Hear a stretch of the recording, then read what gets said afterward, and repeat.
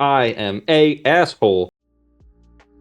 Hello, everyone, and welcome once again to another Nintendoish podcast episode. Indeed.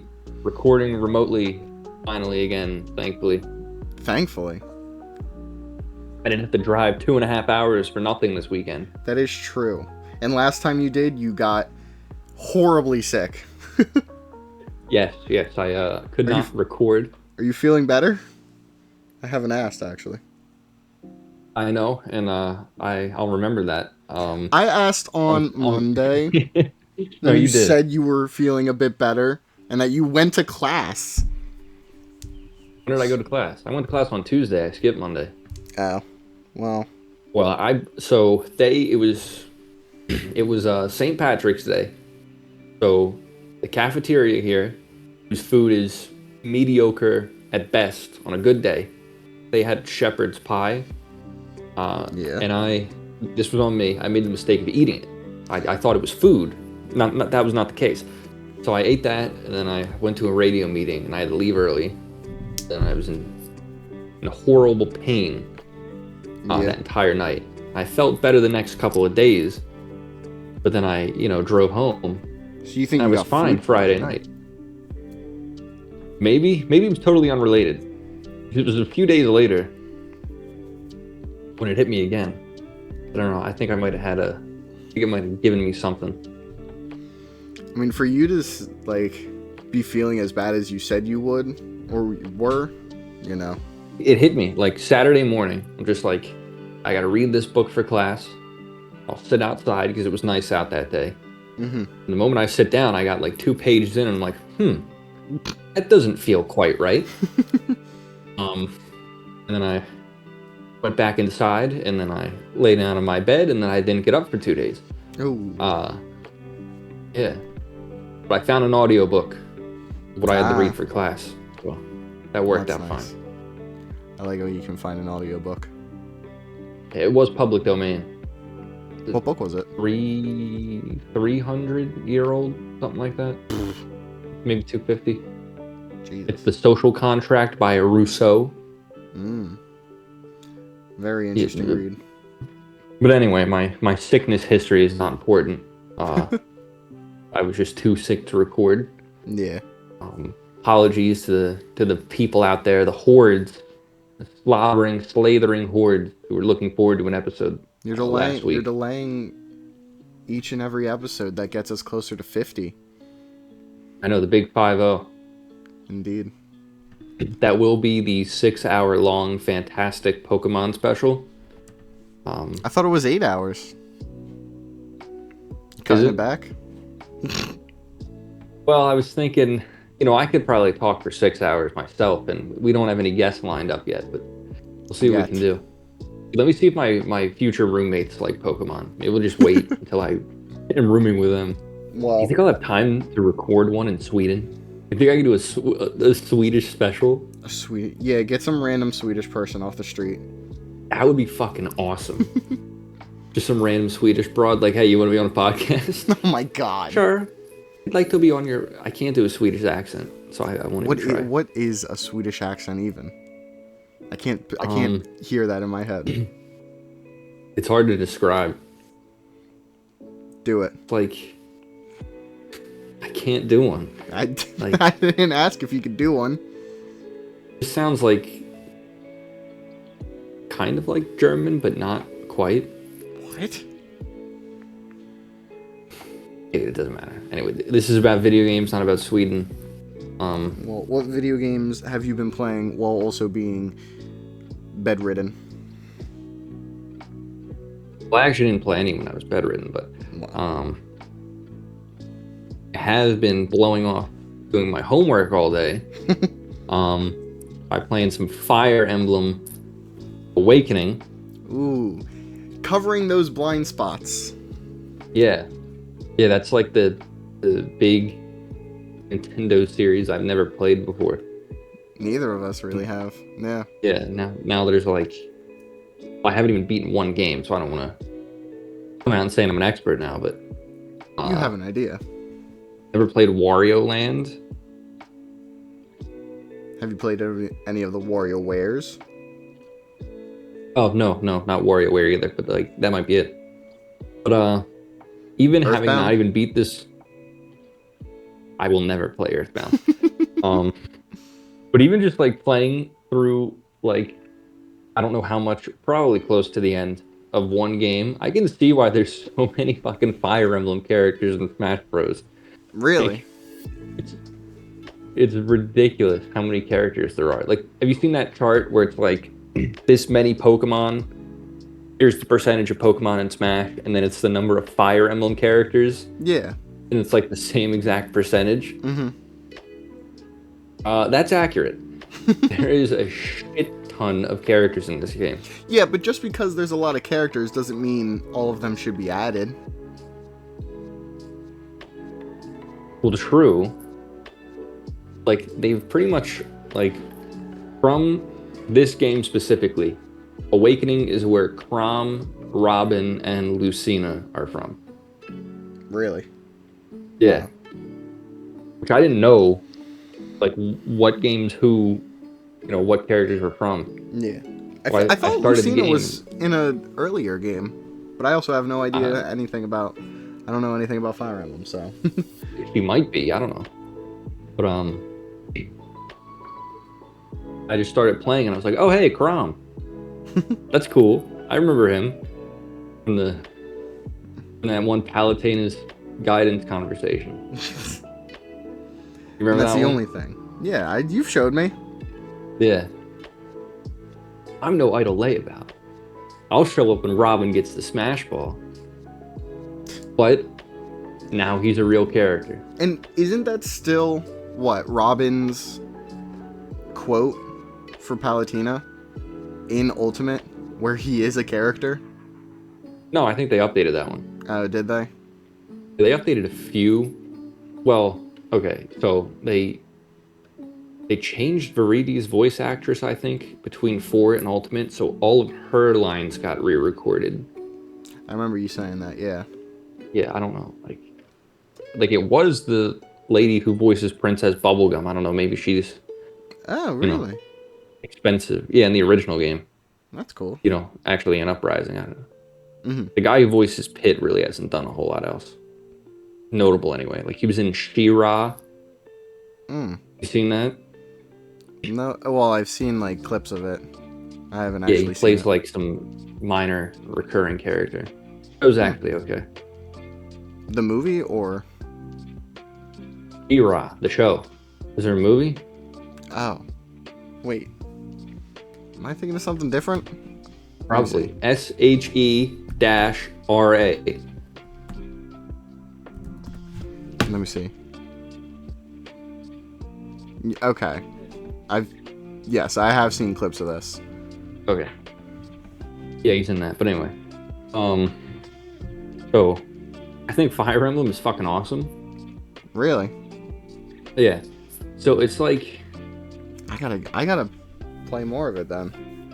it's kind of in between Advance Wars and FF Tactics in terms of like, the mechanics and what you have the ability to do. Mm-hmm. I know that, scale probably doesn't mean fucking anything to you, but I mean, I understand both those games. Yeah. Like Final Fantasy Tactics, just like some of the most psychotic mechanics I've ever seen in a video game. It's honestly pretty cool. Mm-hmm. It's also like every character, like you have bravery and faith stats, right? Mm-hmm. And if you're not brave enough, you turn into a chicken. Like actually? Literally. Yes. Oh my literally turn God. into a chicken. Right. And then your faith stat impacts your magic damage. And if it gets too low, you become an atheist.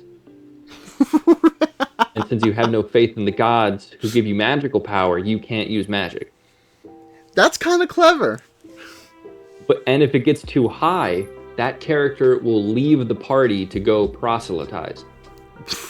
What the fuck? Which is fucking insane mechanic. But like that's kind of awesome. There's a bunch of other crazy shit in FF That's Tactics fucking too. funny as shit. So like maybe a lot of my Fire Emblem opinions may be skewed slightly since I've only played one of the games. Mm-hmm. But I think it's awesome. I think, there's enough strategy there in a tactical game, of course. It's not mind-numbing or anything. Yeah. I'm playing on normal difficulty. Pussy. Not not on permadeath mode. Pussy! Bro, that's the entire point of Fire Emblem. I know. This is a practice run. Practice run my ass. I would like to replay it on hard mode. Whoops. With permadeath. Play the game how it's meant to be played. I know. Like, I've only ever had 3 characters at most die in a single stage. Mm-hmm. Usually no one does. So, okay, spoilers for Awakening. But, like, this is the thing I find the most interesting about the game. Mm-hmm. So, Lucina is Crom's daughter from the future. Yes. Who traveled back in time. Because she comes from a bad future, right? Yes, the bad future daughter. Like, Robin is the Avatar character. Okay. And, of course, and this will be a topic on its own one day, since I'm not gay, I went with the female player character. Okay. Robin and Crom ended up getting married. Which, like, I didn't know. That's a possibility? Yes, that's kind of a central mechanic to the game, is getting married. Really? Yeah, it's awesome. So, like, the way it works, it goes by, like, Lucina is Crom's daughter, right? And that's consistent, but,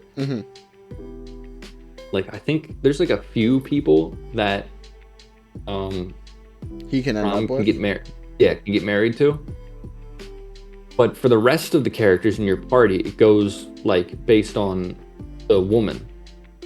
So, you have, like, a female party member, and then you can kind of set them up with, a number of male characters. Okay. And then when they get married, you unlock a mission where you meet their kid from the future. Really? And is it the same kid, or is it a different kid based on who you set up with who? It's the same kid. Like, it's the same kid based on the mom. Okay. I'm pretty sure, anyway. Like, the same kid every time for the mom, and then, whoever the dad is, then they have, like, a link with. Yeah. Interesting. Yeah, so, like, I've been going out of my way to, like, set up couples who I thought would be interesting. Like, you get this farm boy as a character. Mm-hmm. And he's kind of dog shit. But is his character good? Yeah, he's like he's got a heart of gold. But, like, you have to, like, his class is villager. Okay. What does that entail? You can hit people with a stick, basically, and that's it. So you have to get him to level 10, and then use an item to reclass him. And then he can become, a regular basic class. Mm-hmm. And then once he gets to level 10 again, then he can become good. Like, he's, like, really strong if you do that. Okay. Or maybe, like, since I had to grind so much, his stats are just a lot higher. So I'm like, who should I set this random farm boy up with? How about this fucking, like, goth, dark, mage priestess lady? Like, that'll be interesting. Then she's like, would you be my personal servant for all eternity? And he's just like, yes. Well, sure, ma'am. That sounds all right by me. I'm just like, this is fucking great. This game's amazing. I know. And then there's another character who's a guy who's like this happy-go-lucky blood mage. Okay. And I'm just like, set her up with this random dancer girl. See what happens there. But, like, their relationship is actually really cute. But, like, I already want to replay the game to see how other couples play out. You know what I mean? Yeah. I get what you mean. I think I Yeah, and like I think this one female character in my party, the only 3 guys she can be set up with are already set up with someone else. It's like Aw. I think I'm locked out of Single being for whoever life. her kid is. Yeah. Well, Which speaking. I, Oh, go ahead. sorry, which like I didn't like that was an accident too. I didn't know I was doing that. Well, yeah, that's part Like of I'm just playing the game. game. It's like oops, she's single. I also think I accidentally killed someone I could have recruited to my party Mm, because I didn't know that was like a thing you could do, like certain people in the middle of a battle. really? But I looked it up when I was fighting against like the goth dark mage girl. I was like, can I get her on my team? Hold up, let me Google this real quick. And it was like, yes, I can. And then I Oh, learned. of how course, to do you that. look up the goth girl if you could get her on the team. Well, Fucking freak. it insinuates you can, and I was like, do I have to do something specific here? And Absolutely. I didn't really have to. Okay. Like you wouldn't have done the same thing. You would have made a male player character and set yourself up with that lady, okay? I know You have that's no proof exactly of what you're that. thinking. You have I no know you're proof gonna of go. that. No, I'm gonna lend you my copy of the game when I'm done with it so you can play it. And then I'm gonna go in and I'm gonna look who you set yourself up with. You're a degenerate, you're sexual deviant, you're projecting oh my onto God. me. You're These are projecting onto harsh me. accusations to your co-host who does all the editing. I have the power here, Zach. You're gonna string my words together. It's gonna be like, I am a asshole. And you're I'm be going like, to wow, now. Zach, you're finally admitting it? Yes, I am, Matt. You're the greatest co-host of all time. Well, speaking of marriage and setting people up, Nintendo released a Tomodachi Life demo. And it's gone woke. Yeah. They can have pronouns. They can be non-binary. What is this? I miss the old days when my video games didn't have any fucking pronouns in them, man. I'm fucking angry right now, man. I'm a dang old Atari, man. There wasn't even graphics on that dang old machine, man. You turn into fucking the one character from King of the Hill. Boomhauer. Boomhauer, yeah. Yeah. Yeah. I don't think a lot of people really even cared. Like, it was kind of just... No, because it was a most of the people widely playing demanded Tomodachi feature. Life are already... already gay. I mean, you're not wrong. already probably connected to that community somehow. I'm I am I'm not, gonna but I mince am an words ally. about the- Does that count? Seems... Yeah, that counts. But, like, it seems to be the main... Not the main player base, but a large vocal chunk of it. Well, yeah. I mean, it is just fun to just put people on an island and watch them go, But it is actually kind of like that Fire Emblem. I think about it. Yeah. Yeah. But that was a good segue. But I've been playing it, or I played it. I debated if I was going to. I was like, I'd rather just wait for the full release to play it.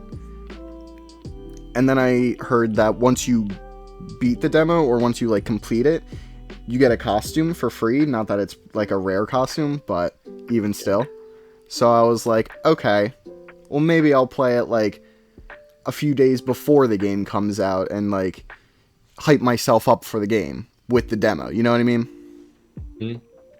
When does that come out? 2 weeks? April 16th. 3? What is that?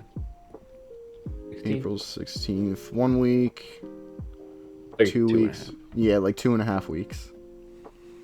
So. But. In April. Yeah, I decided that, fuck it, I'm gonna play it.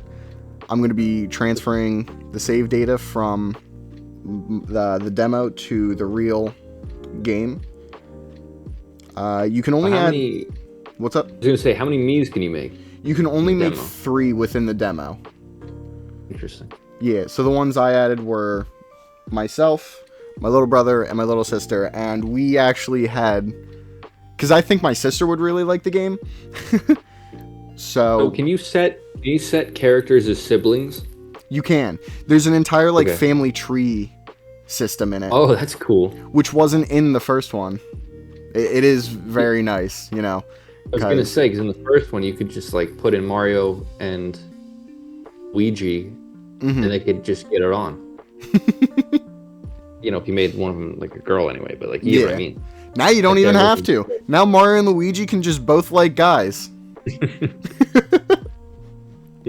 That would be funny. Naturally get freaky with each other. Yeah, we should all make islands where Mario and Luigi are a gay couple to make Nintendo mad at us. And then they will ban gay marriage in the third game. That would be hilarious if they banned gay marriage in the third Tomodachi Life. Like, we put this mechanic in, we regretted it, we're taking it back out. We gave you that ability, okay? We let you do it, and this is what you do with it, now we're taking it back. We let you have a taste, that's all you're getting.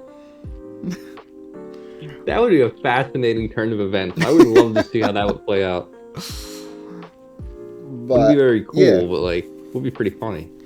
So I added those 3 Miis. There's not a whole lot you can do, but it is like essentially just the tutorial. So you can like, the food mart opens, you can feed them a few different things. What else? At the end of the demo, there's, Wear and Wear, which is the clothes shop, opens up. It acts as the clothing and hat shop, because before there was 2 separate shops for that. But a quick note about... Store? What? There was just a hat store? There was a separate hat store in the first game, yeah. I don't remember that. You probably didn't get far enough to unlock it. It's honestly very possible I did not. This time around, you can buy individual clothing items. Like, you can buy a separate shirt, socks, shoes, pants. Whereas before you had to buy whole outfits, which is pretty cool. It offers a little bit more. Yeah, I remember that. You'd have to buy like the whole hot dog costume. Or like whatever random shit. You'd have to wear the whole thing. It wasn't like Animal Crossing. Yeah. Which, like, I never had an issue with.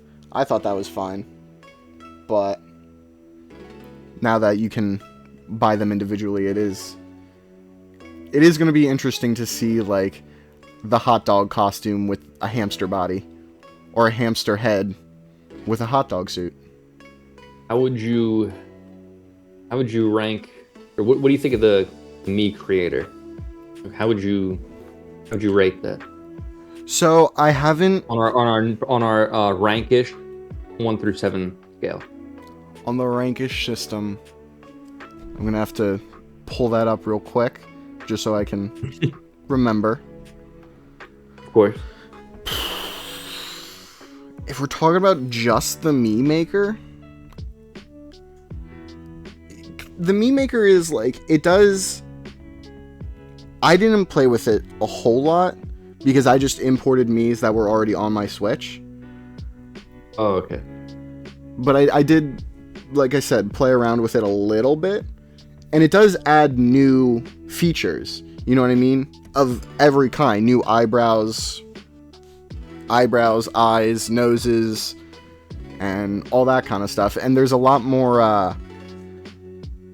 like, individual things. Like, before you could, if you wanted wrinkles on a Mii, you would have to put them all on, and you couldn't really adjust them. You know what I mean?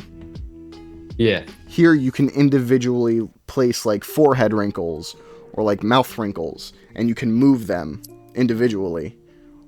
I've already seen some really great Miis. I'm going to see if I can find a picture and show you one. Mm-hmm. It does offer, more than the regular Mii Maker, which is very nice. It doesn't offer as much as Miitopia's Mii Maker, but I also think that that's not... I don't think that's a bad thing, necessarily, because Miitopia was a bit more specific. I don't know. I think part of Tomodachi's, like, charm is the absolute goofiness of kind of how they look, whereas Miitopia is more, it's the more fantastical game. So being able to have those hyper-realistic Peter Griffin Miis is fucking funny. Whereas here, it's kind of the opposite, you know what I mean? That being said, being able to draw on the Mii is also, I mean, it is like MS Paint level, but it is what it is. It still offers the goofy tone that Tomodachi Life offered originally, and I think that's pretty much the entire feel of the game as a whole right now.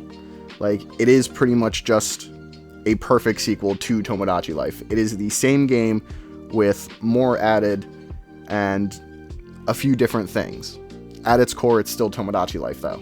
It is the 1,000-year door of Tomodachi Life. It is the perfect sequel, as I can tell right now. Maybe there's like some bullshit. Maybe the concert hall isn't in the game, in which case, dude, I will be 0 out of 10. pissed. They better make a really fucking strong like profanity filter. There's no profanity filter in the demo. No way. Not even a little bit. All is right in the world. Trust me, I have tried it. There is no profanity filter whatsoever. I don't think I can find a picture of the fucking me. I'm pissed off.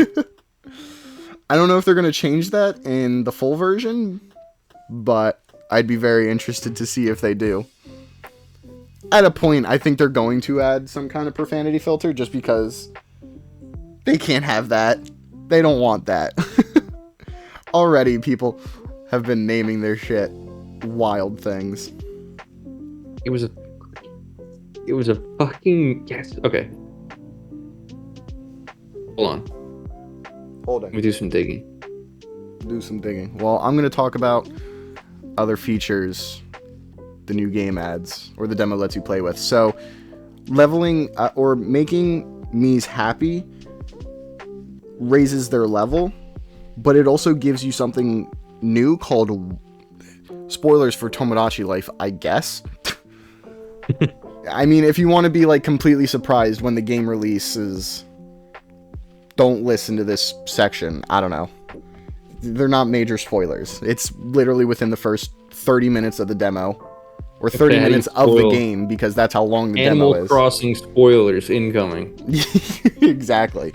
You can Romeo catch and Juliet salmon. spoilers. Huge spoiler. What? What? Oh, an Animal Cross. Yeah.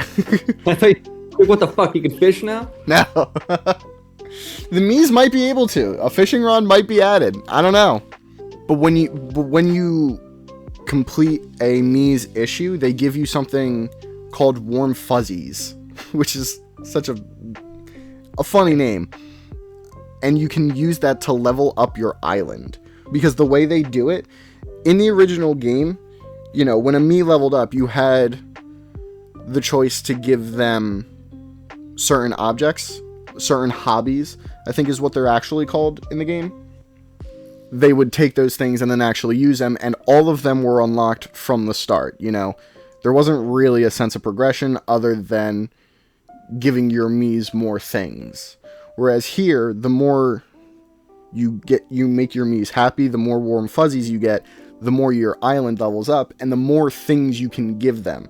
So you can, it's essentially like unlocking more things you can give to your Mii as they level up. You can give them different quirks, and as you level up your island, you can unlock more quirks, different ways to walk, or, you know, you can give them a soccer ball in the demo, or you can give them a baseball. So it's wait, baseball's in it? Baseball's in the game? A baseball, I think, is in the game. I'll buy a copy. I mean, dude, I'm sure you can make your entire island a baseball stadium. Oh, that's actually a good idea. No, it's very cool. I tell the audience about my planned village I was telling you about earlier. No, save it. Right. Save it for the podcast. Once the game comes out and we both have our islands, you know, then we'll share them. We should get the game on the same day, and then like 3 months later, we do an island tour episode of each other's island. I'd be down for that. Good. Are you going to get the game? Yeah, I guess we'll have to now. Oh man, I'm going to have to get this game lately. That seems really good. I'm not made of money like you people with jobs, quote unquote. I'm gonna have to go make my mom get it. Tomodachi Life is worth the $60 you'll be spending on it. Mom, can you ask the employee to get it out of the case at Target, Mom? I don't want to ask it myself. That's when you say it's for your little brother or sister. Yeah, this is for my little brother. Yeah, it's their birthday. I swear it's not for me. Come on, man. Just like, you're playing that game. Like, I'm not gonna walk into a store and buy like Dead or Alive Extreme or something like that. But like 2026, okay, you can play Tomodachi Life. Yeah. Mario the Plumber did a great bit about that. An absolute legend. We should get that fucking guy on. I'm like, I don't know. I think he's in the wind. But the game seems fun. I'm excited for it. That's good. That's all you can hope for. Yeah. But the new Fire Emblem, what is that one a sequel to? I didn't know it was a sequel. Hold on, am I tweaking? Right now, because you did ask earlier and I never answered. As for on the rankish system, Okay, it's not. It's kind of a sequel to Three Houses. Really? Three Houses. Three Houses already has a sequel. Does? Yeah. What the fuck? Okay, I'm out of the loop. It just says the same world as Three Houses. I knew it wasn't like. Aren't they all technically part of the same world? They're all in the fucking same world. Yeah. Okay. I don't. I've only played one game, Matt. Cut me some slack. Anyway, what were you saying? If I had to rate the demo so far, a 5 is a good game that many would probably like, but for others it may not be part of the genre. It does what it does very well and has some unique elements that make it. I would give it a 5. What is the genre of Tomodachi Life? It's kind of its own thing. It's like a Pikmin. Like, I would say like a sim game. Yeah, I guess like kind of a god game, kind of not. Yeah. Mostly not. That's kind of its own thing. Because you're not. Well, this game seems to be like a dollhouse simulator. Yeah, it's a Tamagotchi game. Yeah. Basically. Is that a genre? Because like The Sims. That's actually. Is a sim game, technically speaking, but it would be more of a Tamagotchi game. Are Tamagotchis a genre if they're all just like those little machines, which aren't really video games? I would count it as a game, or like I could see it being counted as a genre, and if it's not, then we're making it a genre right here, right now. That would be a good topic. What is and isn't a game? 10 years from now, people are going to be referring to games like Tomodachi Life as Tamagotchi games, and it'll be because of us. Tomodachi likes. There you go. Coin that one now. Like, that actually reminds me, this is totally off topic, but I saw this thing yesterday. So, some of like the oldest video games weren't really like programmed software. Like, they had to make like the original Pong like arcade cabinets. Yeah. Everything was just baked into the circuit board itself, and it only used logic gates. Yeah. Like, if this happens, then this happens. Like, there was no like programming language or anything. Yeah, so it's kind of hard to emulate that shit. I was looking at it was Is it? Yeah. Because it's not on anything. It's not on a console. It's on the fucking circuit board. How do you emulate that? You gotta go get one. Complicated thing. Because it was the first video game licensed off a TV character was the Fonz. Arthur Fonzarelli from Happy Days. Mm-hmm. It's just a game where you're on like a motorcycle. Really? The first licensed game is wild. Well, first licensed off a TV show. What was the first licensed game? I don't know. It's a very good question. That is interesting. But asteroids. Speaking of licensed things, the Mario movie. Oh, we're doing that here? I thought so. We can do it here. You said you wanted to do it here. I know you didn't. Wait, hold on, let me... That's too much for a mini-ish. That's too much for a mini-ish. Is it? Okay, well, we'll just talk about the news then. Yeah. Okay. So... I also don't think there's going to be much to be said about this, True. other than your angry rant. Yeah, well... So prepare yourselves, listeners. Because I was going to swing... Anyway, it doesn't matter. But, so, I was not intending to see the Mario movie, okay? And then I didn't go see Out of the principle. Out of principle, I agree. Illumination is a shitty company. They all make shitty movies. The Mario movie was a shitty movie. The Mario Galaxy movie was not going to see it. Was angry. They bastardized one of the greatest games of all time. Don't you give me fucking dirty looks walking past me in the halls. Fucking... There's random looky-loos passing where I'm doing this. But anyway, I'm already getting angry. At strangers now. Calm down, Zach. Put the bat down. That's it. I'm getting the gun. So I wasn't going to see this shitty movie. But then they revealed fucking Pikmin were in it. And I was like, what the fuck? But that by itself is merely just interesting. Yeah. Not go see the movie worthy. My boy, the legendary Fox motherfucking McCloud is going to be in this movie, apparently. So now Zach is legally obligated to go see the movie. Well, okay. Let's not legally obligated. Let's jump to conclusion. So, first of all, I think his new design is shitty and I don't like it. He looks like a furry. Was he not a furry before? No. He was a puppet. They were puppets. They looked like puppets. I guess. Yeah, they made him a furry in, like, Adventures. That's an interesting topic. Character designs. Don't invoke that topic, Matt. I feel like it'd be funny if we keep mentioning that we should do a character design episode and then never do one. A lost tape. Yeah, so that's just kind of weird to me that they're just going with crossover stuff. Mm-hmm. Just off the bat. So apparently Pikmin can just be in anything now, which I suppose that's always been the case. They were in Toadstool Tour, Mario Golf on GameCube. Oh, right, they were. Yeah. So I guess it's not the strangest thing, because they're in Mario Wonder now. Were they? Yeah. With the update? The Switch 2 version. They're in really? Yeah. Huh. I didn't know that. Bro, Pikmin getting all the love except for another good game. Very true. So, I don't know. I think... You want my theory? Uh-oh. Miyamoto likes Pikmin more than anything else he's created. Hasn't he said that before? Probably.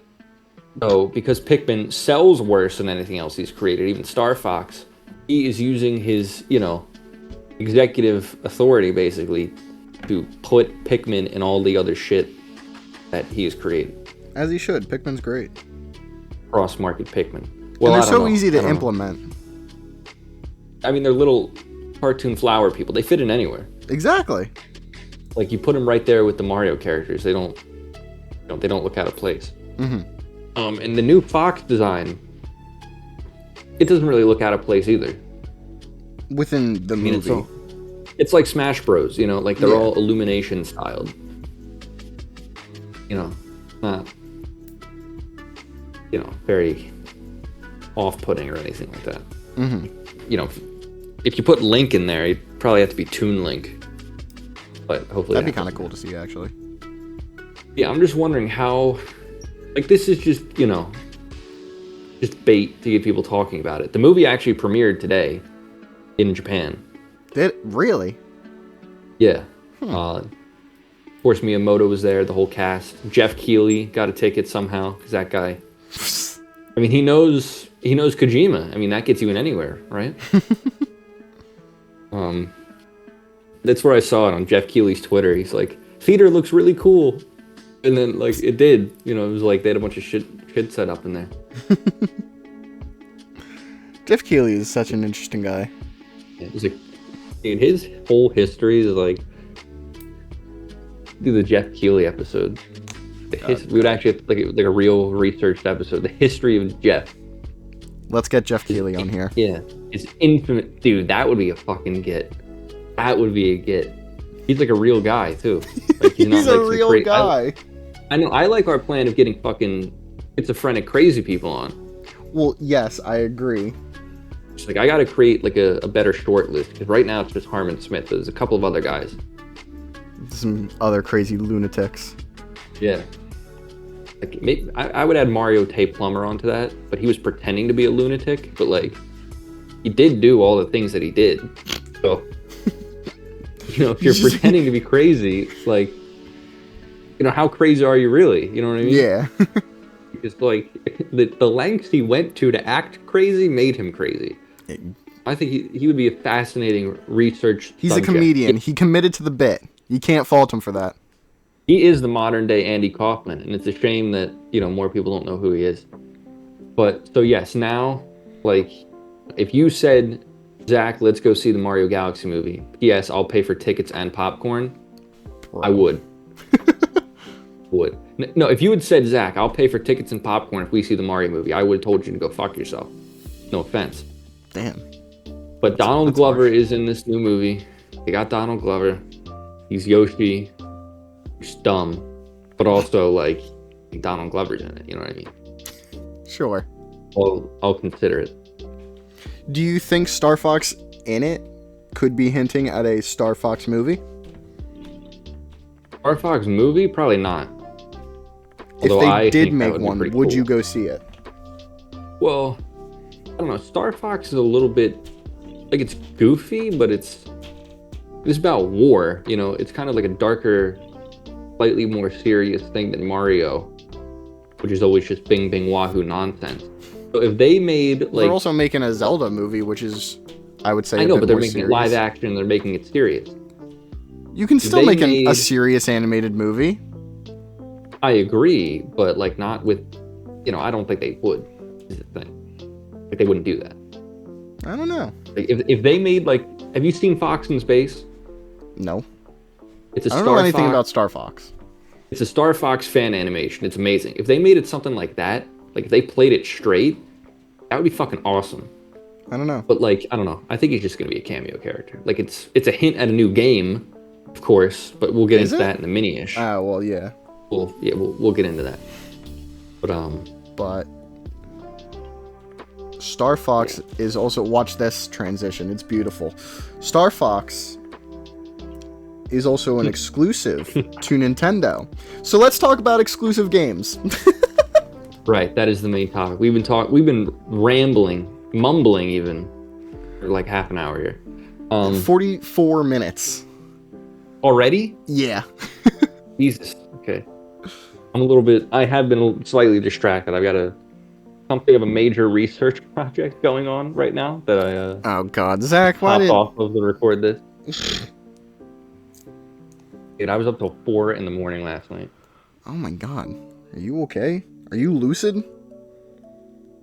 Dude, I took a test like 3 p.m. Friday. Mm-hmm. And I've been stressed about that all morning. I thought it was going to be hard, so I was studying. Yeah. Of course. But then like it wasn't that hard, and I'm pretty sure I'll get an A on it. That's good. But I get back to my dorm, I'm like, phew, Let me take a load off after that one. Yeah. So I lay down around 3. Next thing I know, I wake up, it's 9:30. Oof. So then I played Fire Emblem for like 8 hours straight. Until like 5 in the morning. Oh my god.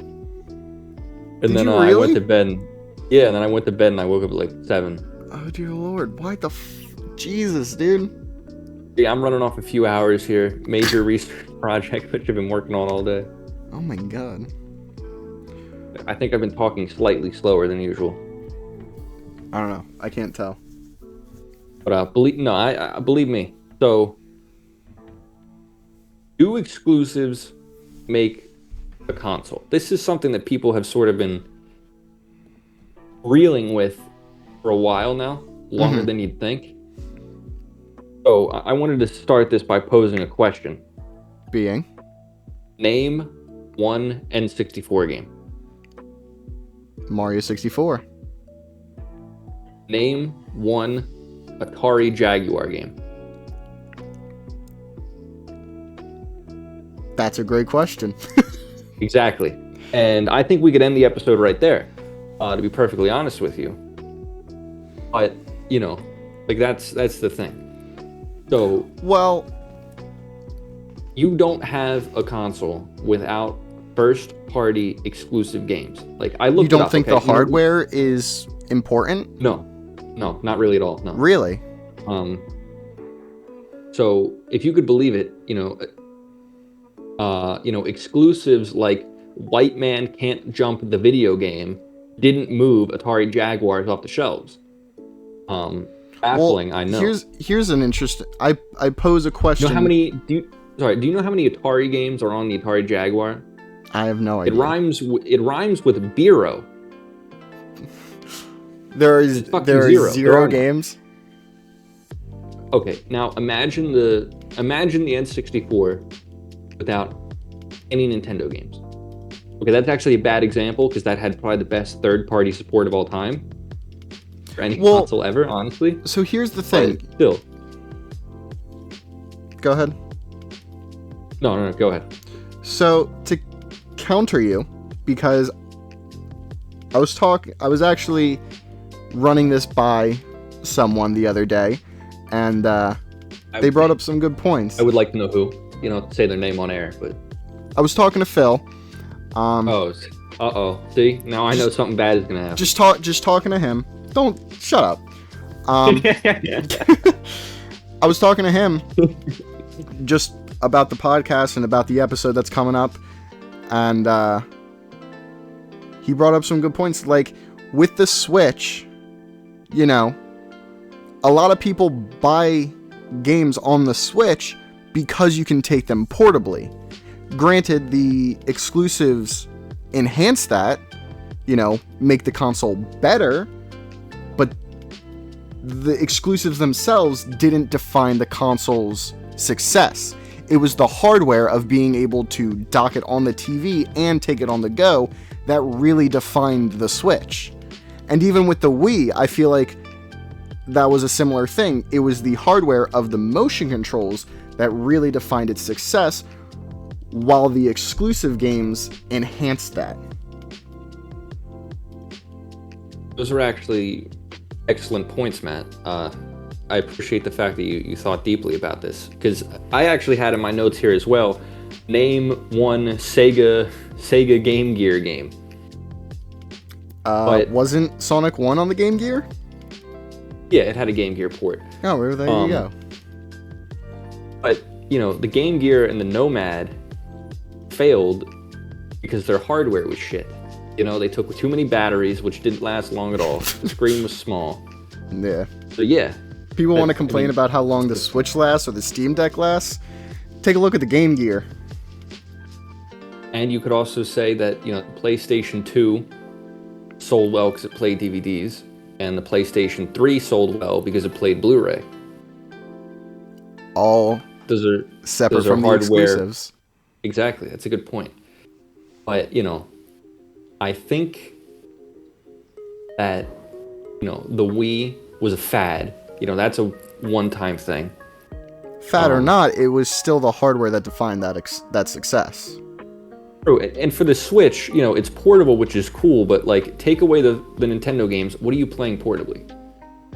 Skyrim, Witcher, fucking Fallout. Okay, you want to play on a Switch 1 base model. You want to play Skyrim on the go? There are some pretty damn good ports. I mean, fair enough. But another console I wanted to I would also play a lot of the indie games, which are smaller and very true. run better. So it's like, yeah, I would buy a Switch simply because it's portable to play.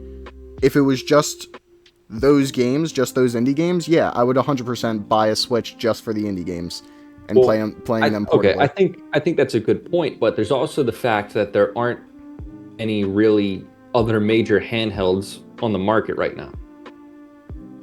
Right, there's the Steam Deck, right? But first of all, that's new, and I don't think it's going to catch on. And there's always been phones, but that's a whole nother can of worms.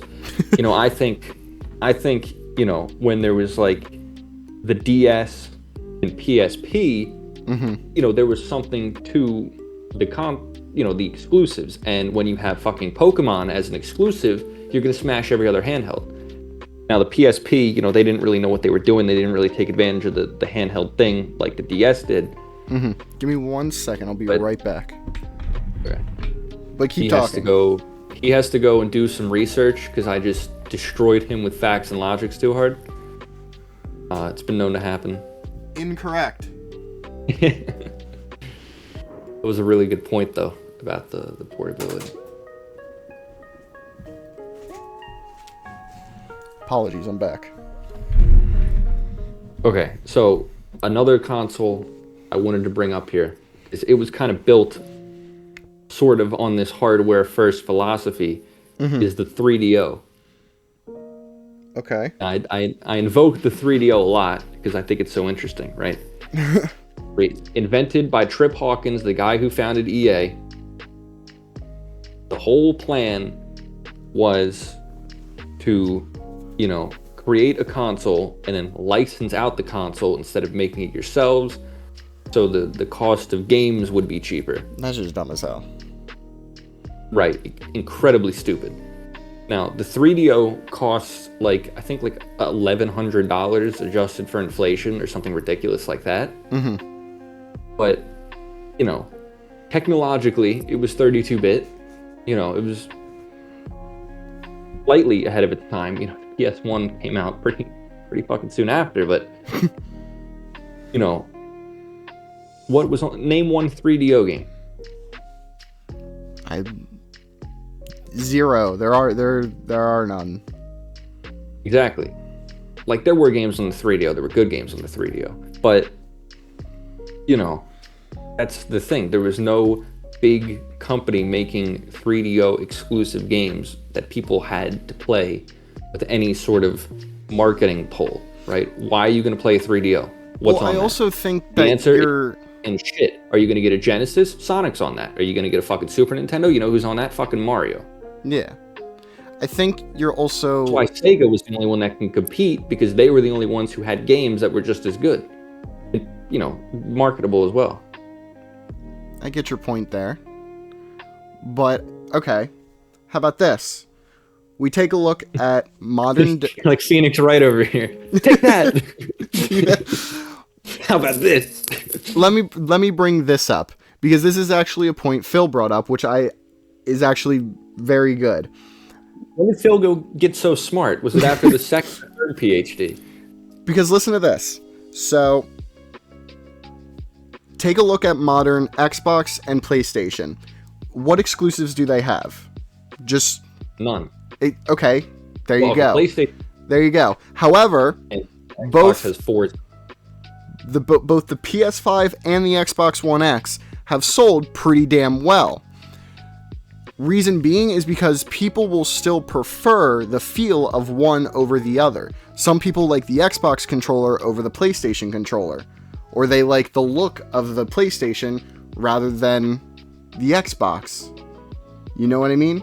With taking those exclusives out, being able to just play games that are on everything, there is still a reason to buy one over the other. I mean, I think that's also absolutely true. I think it really comes down to the two different kinds of people who are playing games. People who just need a machine, and people who actually want to play, big new releases. And, it's really who matters more when it comes to total sales. And these days, I think you're right. It probably just is people who want a machine. They're not really marketing games on exclusives so much anymore. So many PlayStation exclusives are getting put on PC too. Yeah. And Nintendo's draw, like you said, is the, portability now. Right? People, they're going to buy a console to play Pokemon. They're going to buy a console to play Smash. Yeah. They're not going to buy a console to play Mario Kart. That's not moving units. I hate to say it. especially when there's a better Mario Kart that had already come out before it, but we won't get into that. So yeah, I actually think you make some very good points here. I think it kind of changed with the era. Yeah. Because that's like, think about the 360 PS3. Mm-hmm. That's when they started marketing more on hardware.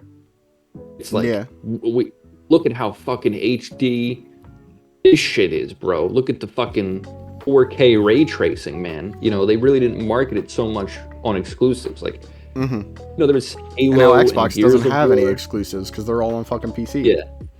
I think they're making a new Gears of War. Halo is washed.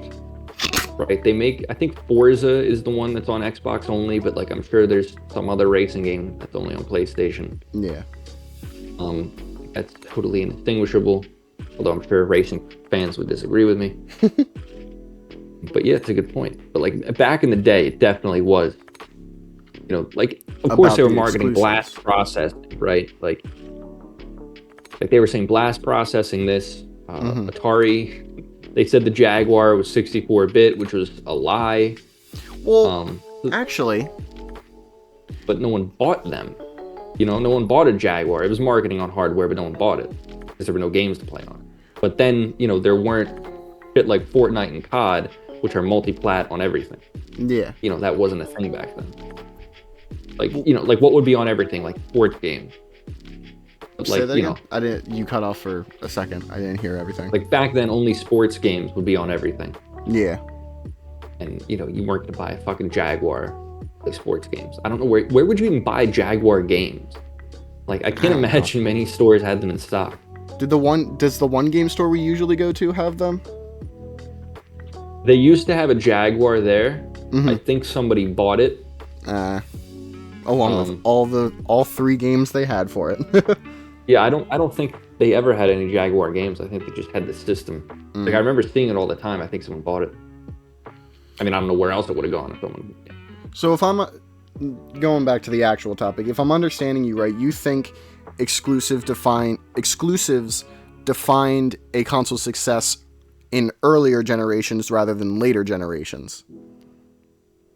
Yeah, basically. Like I mean, video games are so culturally ingrained. I think most of the sales from the PS5 and, you know, whatever the hell the new Xbox is called, it's like when people upgrade their iPhone.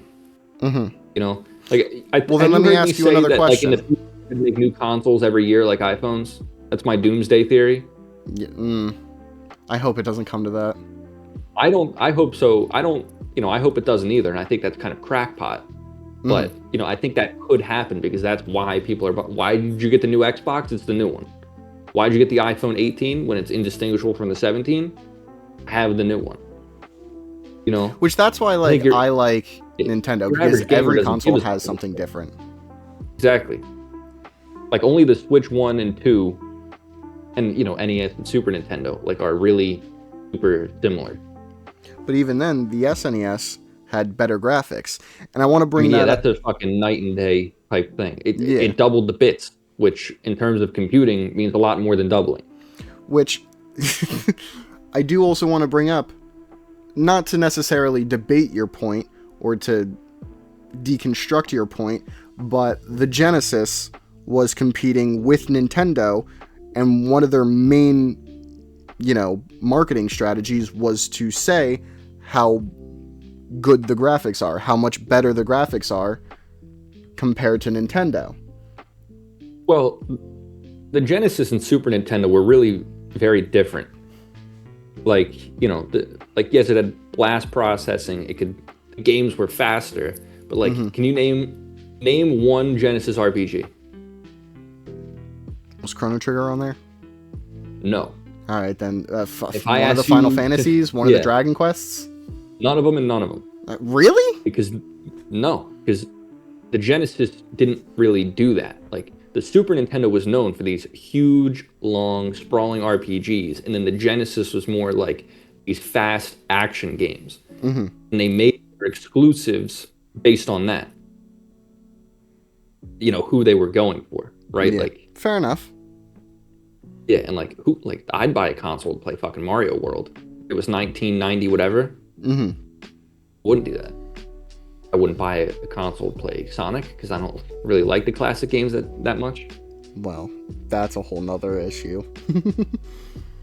And I mean, that's why like the 32X didn't sell. Mm-hmm. You know how many games were on the 32X? 32 of them. I think it's not Not even. from that. I think it was like 80 games total.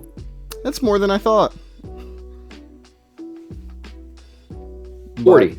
Sorry. I think there were 80 Jaguar games. And then there's 40 32X games.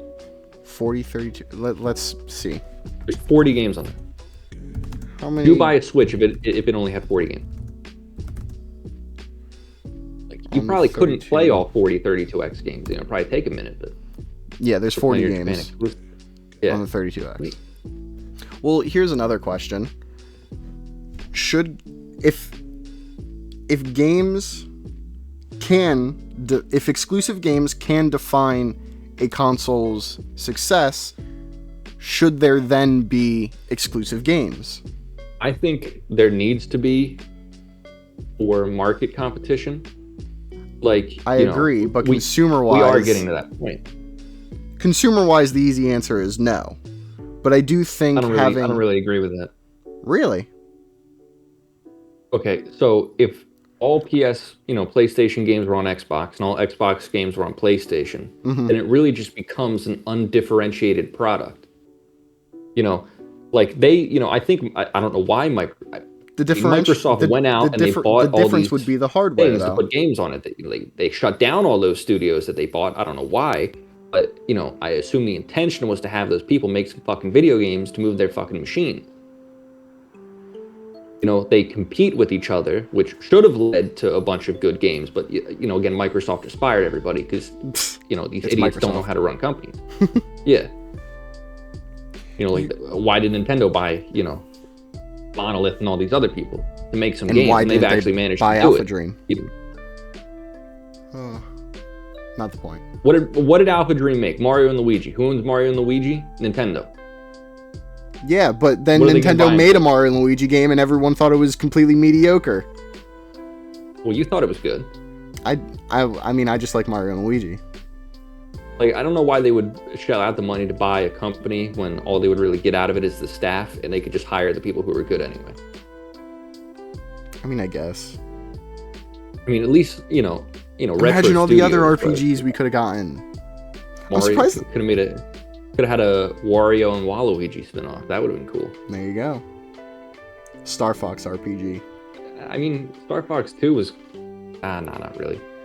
The canceled Star Fox 2? No. Yeah. It's its own thing. It's weird. Mm-hmm. It's interesting because I thought, in all honesty, you of all people would say that there shouldn't be any exclusives. Why did you think something like that? Because having the exclusives, what's the word? Fucking promotes competition, right? Which promotes capitalism, which you seem to be wholly against. See. Well, no. Sometimes I get a little ahead of myself.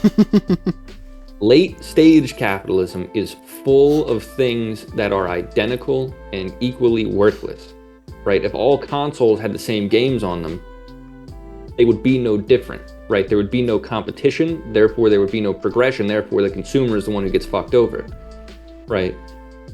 Mm-hmm. Like when were the greatest games made? When competition was at its fiercest. You know what I mean? Like games are all shit now because people will buy fucking anything. I completely agree. That's the thing. They're finally starting to stop a little bit. No one bought Concord. Well. Or fucking High Guard. High Guard is already shut down. Mm-hmm. Are you fucking kidding? He didn't even make it to the next fucking game of the year. They also didn't even really try. The High Guard. No, they didn't try. It didn't sell amazingly at the start, and they were like, oh, well, no one likes it. All right, we're done. It just didn't sell 10 million copies in a fucking week, bro. Dude, scrap it, bro. Scrap it. Fire everybody. For it. Like, Jesus. And they had, years of updates planned. You know, let's spend time and money planning updates that might not even happen instead of making a game.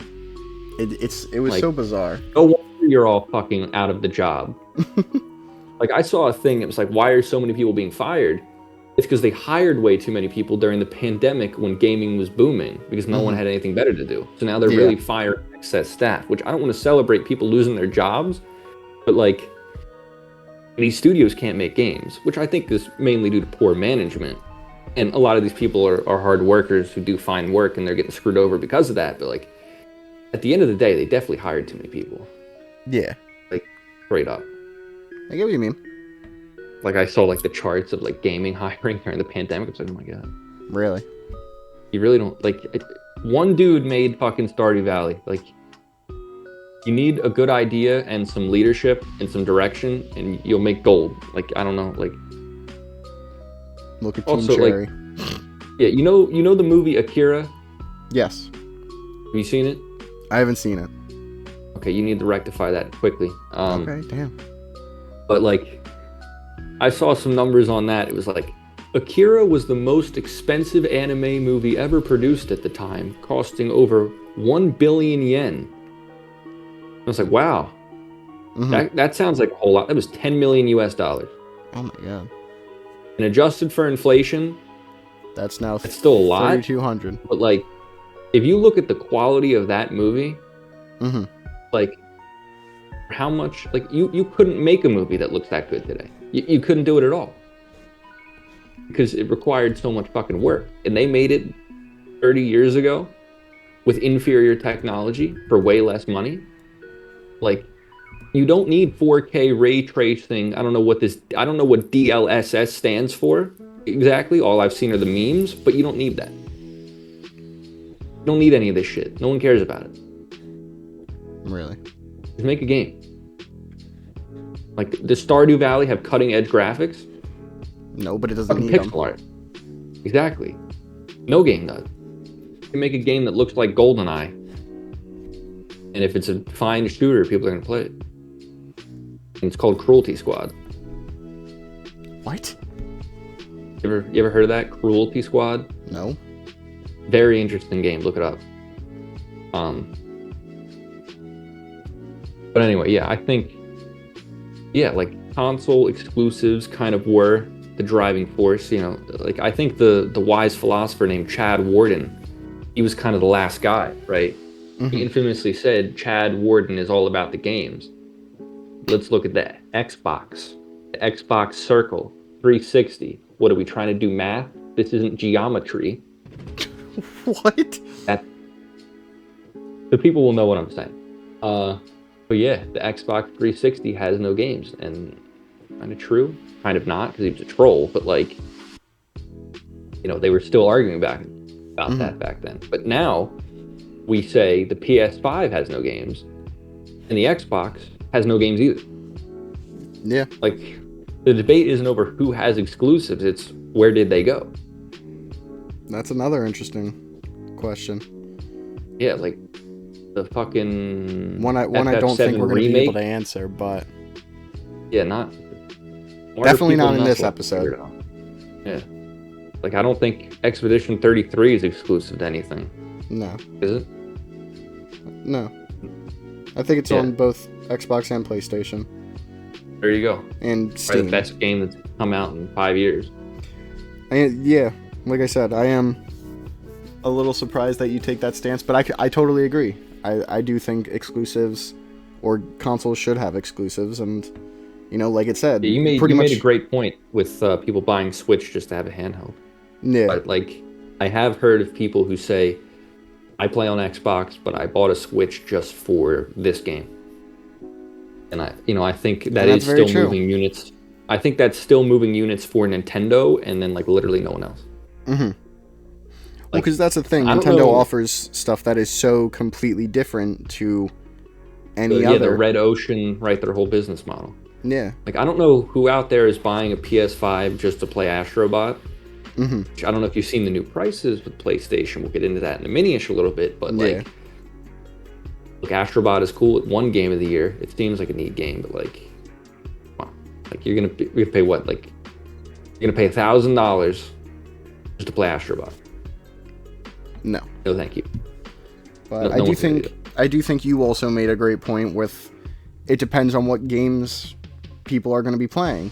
You know, if you want to play the big, like, story-driven games that are on Xbox and PlayStation, and there's a fucking lot of them on those consoles, you know, maybe it is worth it to get those consoles for those exclusive games.